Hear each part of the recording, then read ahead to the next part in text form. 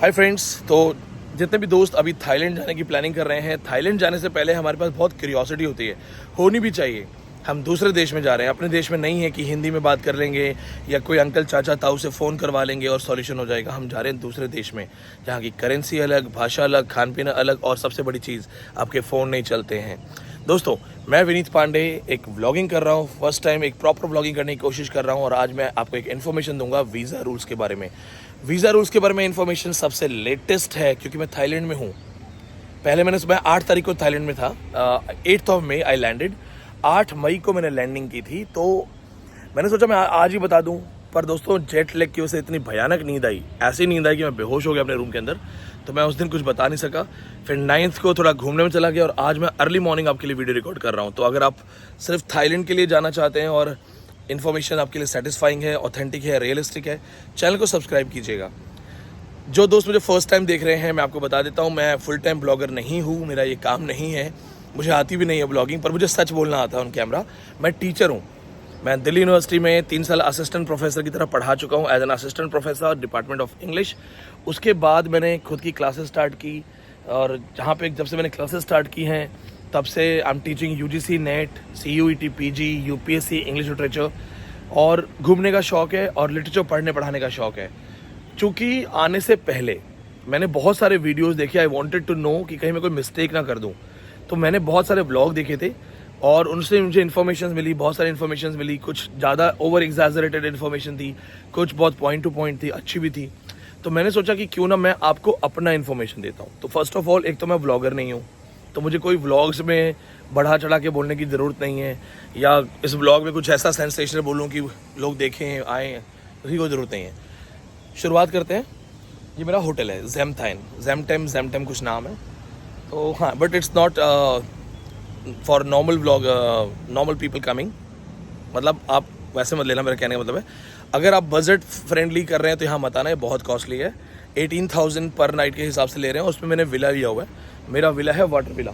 मैं आपको यहाँ से मेरा वाटर विला दिखाता हूँ। और ये है इन्फिनिटी पूल। तो यहाँ पे अगर आपका एक लग्जरी बजट है तो आना, क्योंकि मैं लग्जरी बजट की वजह से आया हूँ यहाँ पे। जितने ब्लॉगर्स आपको कहते हैं कि थाईलैंड जाएं 50,000 में या गोवा के पैसे में तो थाईलैंड चले जाएंगे, ये वो होते हैं जो कभी गए नहीं होते हैं, ठीक है। अगर आपको कोई ये कह रहा है कि गोवा के बजट में तो हम थाईलैंड जाके आ जाएंगे, तो ऐसा कुछ नहीं है। और ऊपर से अगर if you are coming with your wife या गर्लफ्रेंड, जिसे क्लासिक चीज़ें पसंद हैं, लग्जरी पसंद है, तो वो नीचे वाला जो है, वो 2 चप्पल दिख रही है आपको मेरी, वो मेरी वाइफ की चप्पल है, वो है मेरा वाटर विला। तो ये जो हमारा ये हमने पूल विला लिया हुआ है, डबल एक्सेस के साथ है हमारा, ये 3 BHK टाइप। तो हमने ये लिया हुआ है, हालांकि ज़रूरत नहीं थी, बट वाटर विला के लिए हमारे पास यही ऑप्शन था, तो हमें जाना पड़ा। तो फर्स्ट ऑफ ऑल, सबसे इंपॉर्टेंट चीज़, वीज़ा की बात करते हैं, मैं ज़्यादा टाइम वेस्ट नहीं करूँगा। तो एक तो आप मेरे पीछे बैकग्राउंड देख ही रहे हो, दिस इज़ फुकेट। ये फुकेट है। कल बारिश हुई है, उसके बाद से अभी बादल हैं और आज भी बारिश के चांसेस हैं। तो सबसे पहले आपको कोई कहेगा डॉक्यूमेंट्स की कॉपी ले जाना, फ़ोटोज़ की कॉपी ले जाना, $25 खुले रखना, पेन रखना, ऐसा कुछ भी नहीं होगा।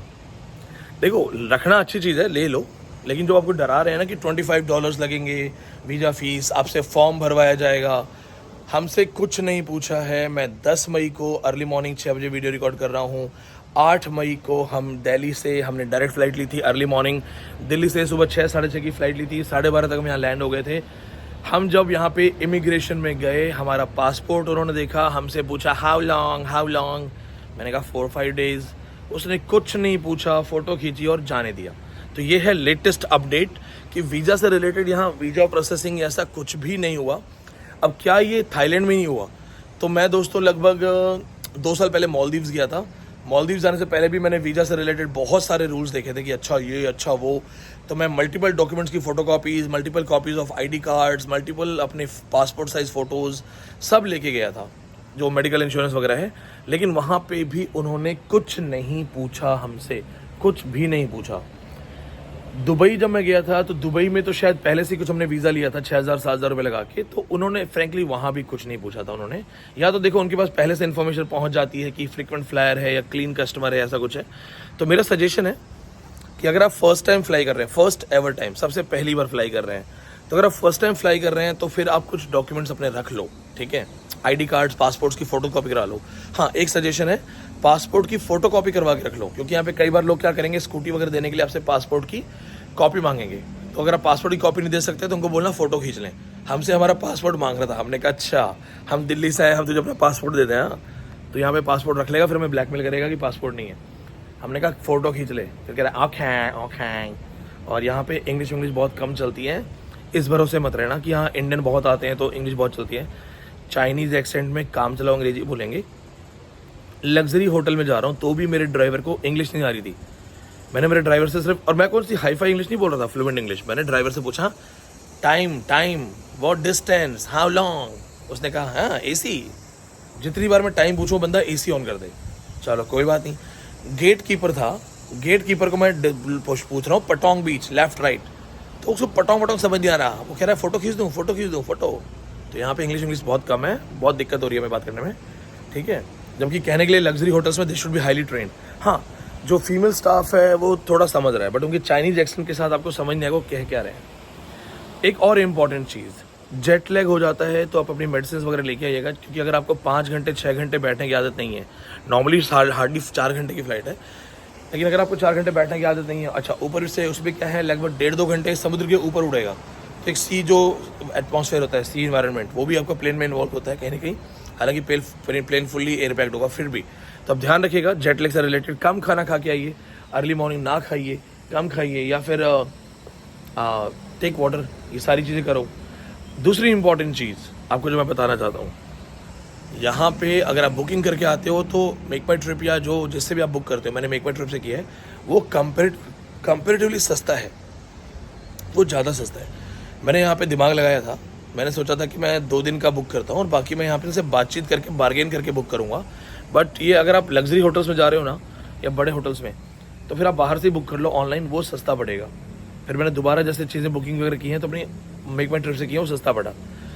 जो ब्लॉगर्स आपको कह रहे हैं कि कम में रह लो, ऐसे रह लो, वैसे रह लो, देखो वो आते हैं 15-20 दिन के लिए कंटेंट के लिए, ठीक है। तो वो एक दिन पैदल भी चलेंगे ना तो भी आपको बताएंगे नहीं कि मैं फुकेट से कराबी कैसे पहुंचा हूँ। फुकेट से कराबी जाने के अगर आप कार से जाते हैं तो 10,000 रुपये तो मान के चलो। 3 घंटे की आपकी ड्राइव है जिसमें 10,000 से ज़्यादा लगेंगे, ठीक है। फिर आपका नॉर्मल खाना अगर आप इंडियन खाना भी खा रहे हो, 5 तंदूरी रोटी, 1 गोभी मसाला, चावल दाल और 1 लस्सी, हमने दिए थे 1,500 रुपये, यानी कि अराउंड 600 फुकेट समथिंग। तो आपको यहाँ पे बात, और 2 लोगों के, तो अगर आपको खाना वगैरह भी खाना है तो आपको 1,500, 3,000, 2,000 रुपये पड़ ही जाएगा अगर आप ढंग की जगह खाना खाते हो तो। फिर क्या हम सस्ते में आ सकते हैं? क्या हमें सस्ते में आना चाहिए? देखो फिर उसमें एक बात सुनो, फिर आप एकदम लग्जरी में ढूंढो, फिर आप चूज़ करो कि भैया हम बैग टांगेंगे, चप्पलों में घूमेंगे, गलियों में घूमेंगे, कहीं बात बन गई तो ले लेंगे। तो हो सकता है कॉस्टली एरिया है, कहीं बात बन जाए। लेकिन अगर आप कपल हैं, फैमिली के साथ आ रहे हैं, तो फिर ये सब मत सोच के आना कि मैं 25,000, 50,000, 1 लाख में कर लूँगा। इंडिया से आने की फ़्लाइट ही आपकी बहुत महंगी पड़ जाएगी। ब्लॉगर्स आपको कभी नहीं बताते कि अगर आप डायरेक्ट फ़्लाइट लोगे तो आपकी फ़्लाइट बहुत महंगी होगी। 85,000 की फ़्लाइट मेरी हुई है आने और जाने की, 2 लोगों की, यानी 4 हो गई, 2 जाना 2 आना, 85,000 इसका लगा है। तो आप सोचो हमारा 1 लाख तो यहीं पड़ गया। और अगर हम रुक के आते 12 घंटे स्टे, 13 घंटे स्टे, तो भी कोई बहुत बड़ा फ़र्क नहीं था। That was going around 70,000 to 80,000। Is also blogging like me, से हाई। हाँ, ये चाइनीज़ बंदा भी ब्लॉगिंग कर रहा है। आई एम नॉट रेसिस्ट, पर इंडियन है यार, यहाँ भी आके अगर ऐसे नहीं बोलते कहाँ बोला। और आपके लिए क्या बताऊँ मैं, हाँ इंडियन खाना मिल जाएगा, घबराने की ज़रूरत नहीं है, बहुत इंडियन है यहाँ पे। और मोस्टली आपको जो इंडियन लग रहे होंगे इंडियन नहीं है, वो बर्मा से हैं, म्यांमार से हैं, तो आपको मिल जाएगा। ये लोकेशन है जेन माया रेस्टोरेंट, जगह नाम है, जेन माया जगह का नाम है। अगर आप चाहेंगे तो मैं कमेंट में इस लोकेशन का नाम कर दूंगा। अगर आप फर्स्ट टाइम ब्लॉगर हैं, और सॉरी फर्स्ट टाइम व्यूअर हैं, तो सब्सक्राइब कर लो। हो सकता है आपकी सब्सक्राइबिंग मुझे कॉन्फिडेंस दे दे कि लोग मुझे पसंद कर रहे हैं ब्लॉगिंग में, तो मैं और ब्लॉगिंग कर दूंगा, ठीक है। एंड आई बिलीव मैंने जस्टिस किया है, और एटलीस्ट ये व्यू तो आपको दिखाया ही है। Subscribe for this view, be here, enjoy, it's raining, हल्का सा मानसून टाइप फीलिंग है यहाँ पे, दैट्स अ डिफरेंट फील। चलो आपको एकदम पास से दिखाता हूँ, you will have that feel.